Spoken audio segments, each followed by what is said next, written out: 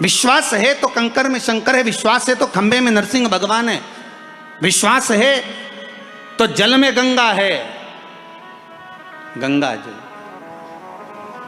और विश्वास नहीं तो कोई। मानो तो मैं गंगा माहूं, ना मानो तो बहता पानी। अब ये तो आपके ऊपर है, आप चाहें तो बहुत दूर जाकर भगवान को ढूंढना चाहोगे, और नहीं तो आपके ही पास में, आपके ही घर में, आपके ही करीब में, आपके ही हृदय में शिव तत्व बैठा है, शंकर विराजमान।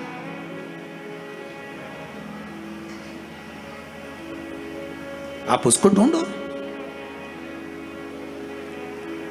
अब माता अहिल्याबाई की माता सुशीला शिंदे जी ने कहा गर्भ नहीं ठहरा है, बच्चे नहीं। श्री मनकोजी शिंदे ने कहा क्यों चिंता करती है, काय का टेंशन, काय की चिंता। मेरा उघड़दानी, मेरा भोलेनाथ कभी खाली नहीं छोड़ता। सब शिव महापुराण की कथा कहती है, आप अगर विश्वास रखे हो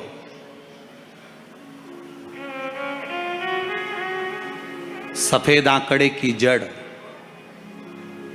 जिस नारी का संतान नहीं हो, गर्भ नहीं ठहरा हो, सफेद आंकड़े की जड़, जिस देव अधिदेव महादेव की कथा जिस तुम्बरुका जी ने श्रवण कराई है, शंकर भगवान जिनके सामने बैठकर शिव पुराण की कथा सुन रहे हैं, उन तुम्बरुका जी का नाम लेकर शिवलिंग पे से 21 बार घुमाकर मंदिर में ही कमर पर 7वें दिन रजस्वला धर्म के जो बांध लेता है, और एक पीपल का पत्ता अवधूतेश्वर महादेव का नाम लेकर शंकर पर चढ़ाकर उसको गाय के दूध में उकाल कर रात्रि को दोनों पति पत्नी अगर पीकर सोते हैं, 3 महीने में भगवान भोलेनाथ उसकी गोद भर देते हैं। ये शिव तत्व।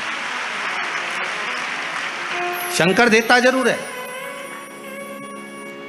माता अंजना के यहां स्वयं शिव महापुराण की कथा कहती है, स्वयं शास्त्र वर्णन करता है, माता अंजना माता के गर्भ से संतान नहीं हुई। 42 वर्ष की माता अंजना हो गई थी, और 42 वर्ष की होने के बाद भी माता अंजना के गर्भ से संतान नहीं थी। जब संतान नहीं हुई तब बार बार निवेदन करा महाराज केसरी से, तब नहीं संतान हुई तब अपने पिता से जाकर निवेदन करा, पिताजी। गौतम बाबा से निवेदन करती है माता अंजना कि मेरे गर्भ से संतान नहीं, मुझे औलाद नहीं, क्या करूं? तब गौतम बाबा ने कहा एक पार्थिव शिवलिंग का निर्माण करो, मिट्टी का शिवलिंग बनाओ, उसकी पूजन करो। और माता अंजना उस मिट्टी के शिवलिंग के पूजन में ऐसी लीन हो गई, ऐसी लीन हो गई कि मिट्टी का शिवलिंग का निर्माण करती, पूजन करती। एक बार देवाधिदेव महादेव ने कह दिया, जाओ पार्वती जरा जाकर पूछो कि अंजना को चाहिए क्या, अंजना माता को चाहिए क्या। अच्छा, सारे देवताओं को सबसे ज्यादा टेंशन देवाधिदेव महादेव से रहता है, क्योंकि ये बिना सोचे बिना समझे किसको क्या दिया है कोई भरोसा ही नहीं होता। एक बार तो ब्रह्मा जी ने खुद ने कह दिया, साहब हमको तो इस्तीफा दे दो, हमको नौकरी करना ही नहीं बैकुंठ में बिल्कुल भी। तो भगवान विष्णु ने पूछा हुआ क्या? बस प्रभु, राजा श्वेत की अंतिम समय, प्राण छूटने का दिन, उसको यमराज लेने के लिए गए और देवाधिदेव महादेव वहां खड़े हो गए और क्या कहे, लेके मत चले जाना, उसकी अंतिम सांस, और क्या कहे, लेके मत जाना। और मेरा बेटा जब लाने लगा तो उसके प्राणों को हर लिया, यमराज ही मर गया। फिर मेरी पोती गई मृत्यु देवी, उससे कहा उठा ला राजा श्वेत को। वो राजा श्वेत को जैसे ही मृत्यु देवी ने फांस डाली, भगवान शंकर ने उसको भी मार दिया। अब बताओ, सूर्य नारायण भगवान बोले कि मेरा बेटा भी मर गया, मेरी पोती भी मर गई, अब बताओ क्या करें? तो भगवान ब्रह्मा जी ने शंकर जी से जाकर कहा, भोलेनाथ ये आपकी आदत बहुत गलत है, जब इसको मरना था तो आपने क्यों बचाया? शंकर जी बोले मेरे मंदिर में बैठा था, जगह तो देखो कि कहां बैठा है।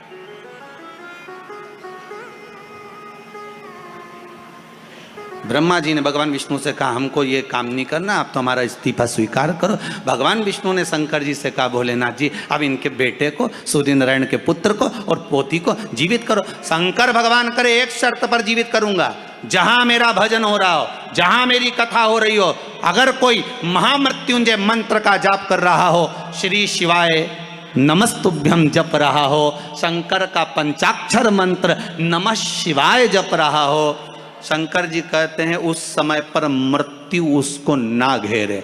तो इतने में सूर्य नारायण भगवान कहते हैं शपथ लेता हूँ, संकल्प लेता हूँ, जहाँ आपका नाम होगा, अगर पृथ्वी पर कोई मरने का भी समय आ गया तो पहले आपसे पूछा जाएगा उठा ले।